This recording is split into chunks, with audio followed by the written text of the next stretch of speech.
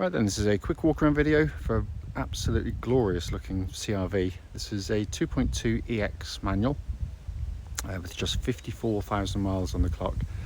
Finished in this lovely passion red, which the videos never do justice to. It's one of these cars that in different lights, it's just such a rich, lovely colour.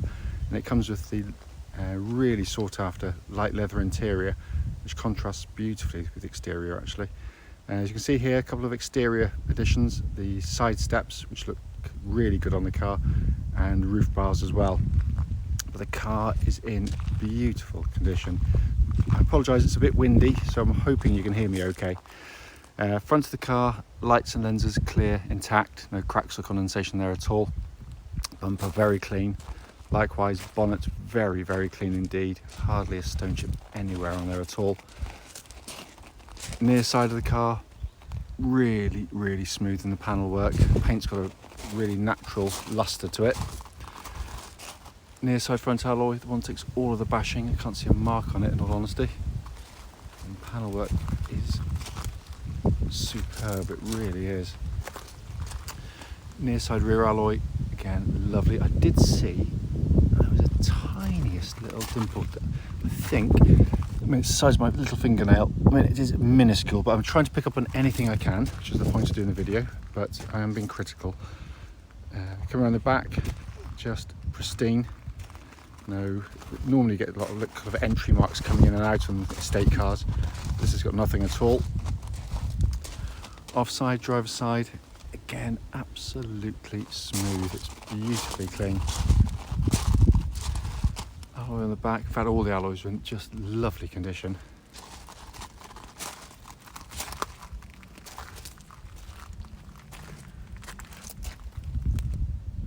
So externally, it's hard to imagine a car that's in nicer condition, in all honesty. That is simply wonderful. Coming to the back of the car, this is where estate cars, family cars get used very heavily and can quite often look very tired. But that is one of the cleanest you're going to see. Coming to the back of the car, wide opening rear doors gives you access to, I mean, the back of the car's got an enormous amount of space, and I'm not cheating. Those front seats are actually set for me, and I'm over 6 foot tall, so I could make it look even bigger than it is, but they are cavernous. And the leatherwork, which looks gorgeous in the car, and the videos makes it look slightly whiter than it is in really, really good condition. Again, especially considering this is where kids are normally plonked, and that's where they damage them. Or at least our kids do anyway.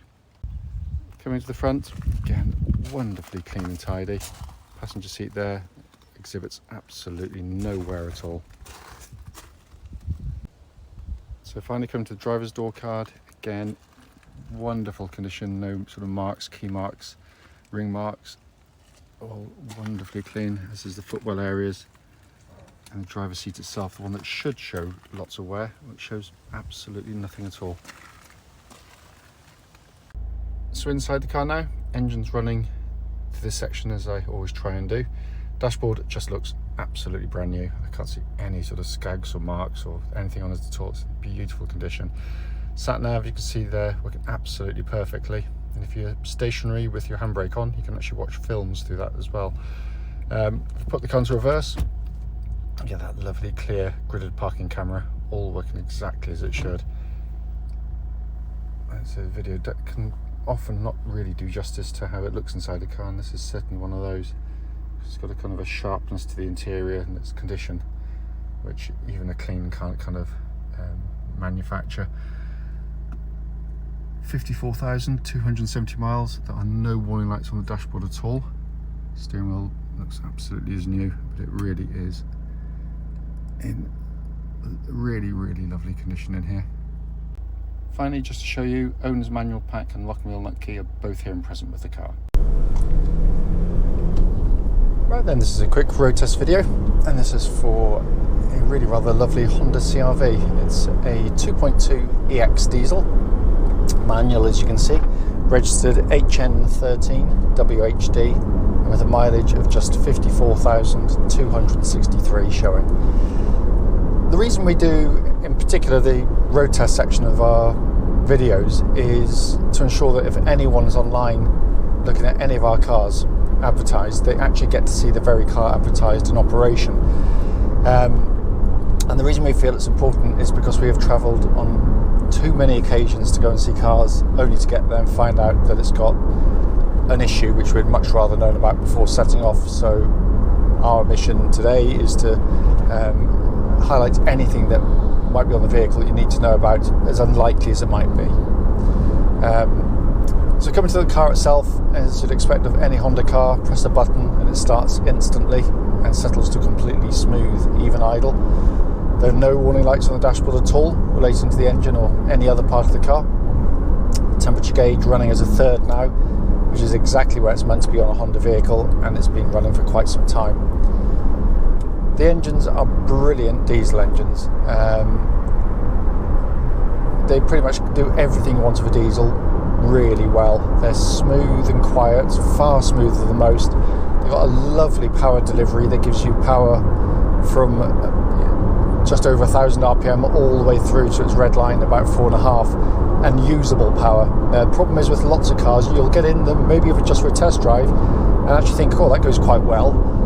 But then the more you drive them, realise actually it's a bit of a one-trick pony. The power sort of comes and goes very quickly. They sort of fall off a cliff. These just keep going, and very, very smoothly. It's very un-diesel-like in the sound and noise that it produces. It's fantastic. Also, being a Honda, of course, they've got a reputation which is unmatched for reliability and longevity, helped by the fact that they run timing chains on their engines. There's no cam belts on these Honda cars, so nothing to worry about in terms of a major service. That includes that, obviously. Engine then feeds into clutch and gearbox. Clutch in the car, perfect. Bike point is exactly where it's meant to be, and it's lovely and smooth in operation. Gearbox is just brilliant in these cars. It's, as I say, all pretty much every CR-V video I do, it's got a quality of shift and smoothness of actuation that would go in any of their sporty cars. It's very short in shift compared to a lot of these kind of SUV type vehicles.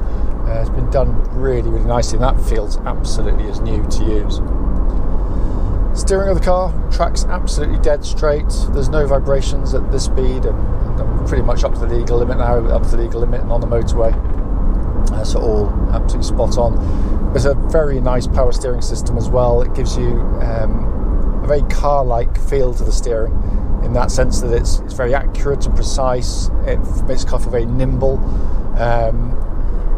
It's just very well judged for this type of vehicle. And the same goes for the chassis, because what its ultimate aim is to transport a person, or more often not people, comfortably, and without the kind of the bobbing around and wallowing about, which again you get with so many SUVs.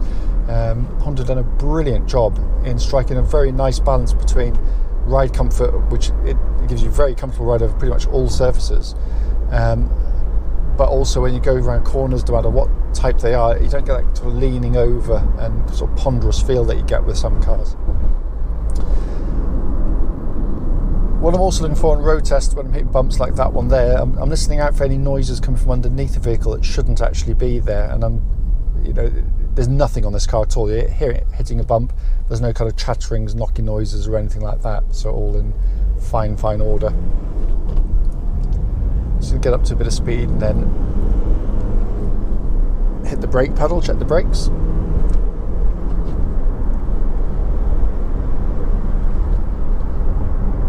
Make sure there's no one directly behind me, which I don't think there is. But really powerful brake pedal, enough to get the hazard lights come on as you hit the brakes, which it's designed to do.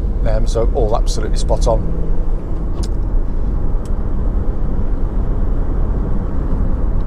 Coming inside the vehicle, we've not cleaned it yet. The fact is it hardly looks as though it's going to need a clean. It's in beautiful condition in here. And this has got one of the interiors which I absolutely love on these CR-Vs, this lighter interior, two-tone design. It's what I love about it. It's not only does it look nice, it just brightens up the interior, particularly on dull days. We get sort of winter days with black interiors are nice, but they can be slightly oppressive, sort of quite depressing in a way. And the other advantage of these, of course, on hot days, you don't get those burning hot seats. And nor do you get they're not ice cold either. So sorry, just distracted by the fact that another garage short of petrol, which is borderline ridiculous, but there we are. But yeah, it's a lovely terrain. It's really sought after on these CR-Vs as well, because it's very tastefully done. Quite often the photographs actually don't really do justice. It's just a very pleasant interior. And in terms of practicality, by the way, we have a family, and we had young kids, and we used to have these with the light interiors, and I've got one now. From a practicality point of view, it's very, very simple to keep them in good condition. Crikey me out. Just keep a pack of wet wipes and a cloth, as simple as that. So if you spill anything, wipe it with a wet wipe, dry it off straight away. Brilliant. It's very, very simple to keep up together. And I say it applies to black interiors as well, by the way, I should say, on leather seats. As I said, it's in lovely condition in here. The dashboard itself, by the way, is simplicity to use. It's laden with equipment, but very, very simple to come to terms with. Sat nav, as you can see there, working perfectly. You've got a dual zone climate control system, which pumps out absolutely ice cold air, by the way.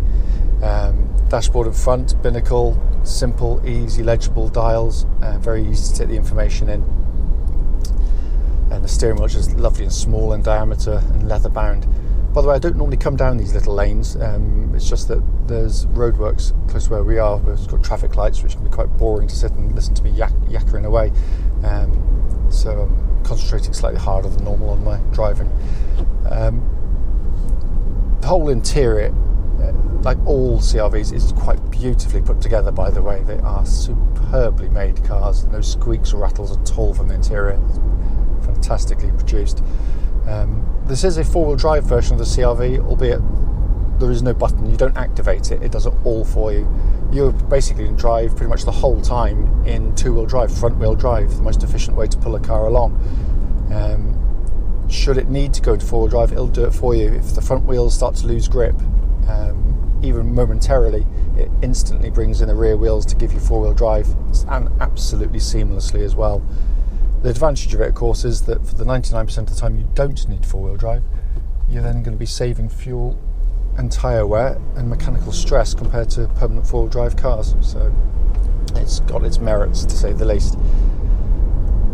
As I said at the start of the video, the point, brief as it might well be, is literally just to show the car in operation and to feedback on anything at all, any issues, which there's nothing at all. It drives absolutely beautifully.